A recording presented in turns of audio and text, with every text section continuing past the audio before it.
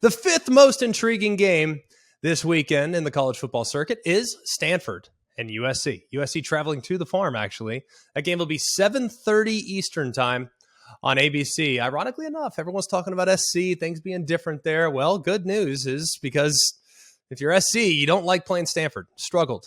The last couple matchups, you dropped 2 straight. You've lost 4 of the 5 in your trips to Palo Alto. However, if you really look at it, I mean, Stanford's been one of the most dominant teams over SC in the last 2 decades. If you want to stretch it out a ways, Notre Dame against a ranked Stanford team, Notre Dame against a ranked USC team is 1-9.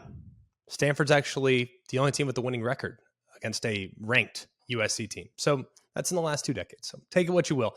Different SC team though, right? Everyone's looking at Caleb Williams. Everyone's looking at Lincoln Riley.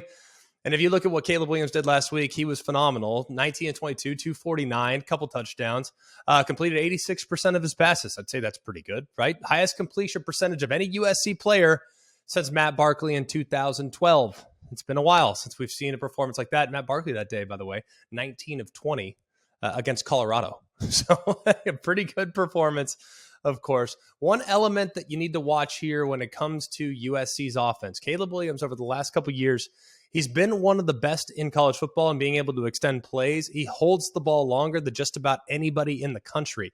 Average throw time of 3.4 seconds before releasing the ball. That's the longest of any FBS quarterback in the last 2 seasons. So something to keep in mind there. Stanford has kind of adjusted their defensive front. They've tried to make things a little bit different. So if Caleb Williams holds the football, can Stanford get home? Big thing, I think, to watch. I thought SC's offensive line looked pretty good last week. Let's go to Stanford.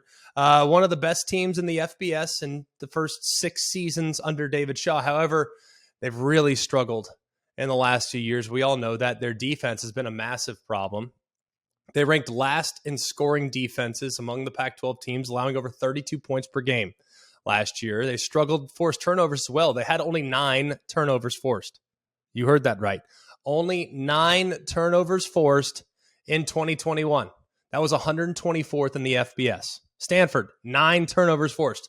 Have to be better, of course, if you're going to play against an SC team with legitimate firepower. The good news is offensively, I think they have some weapons. EJ Smith is the real deal.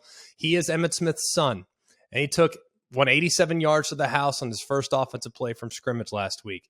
He appears to be the real deal. If you look at what they have at quarterback, I think that obviously McKee is pretty dang talented. Everyone seems to think he's an NFL quarterback. However, I just want to see him be a little bit more precise. It was good last week. It was great performance in week 1.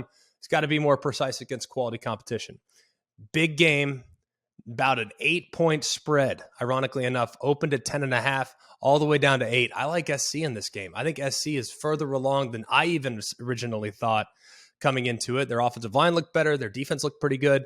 I thought they got the ball moved on them a little bit too much against Rice, so they want them to be better against Stanford. I think they will be. Give me SC.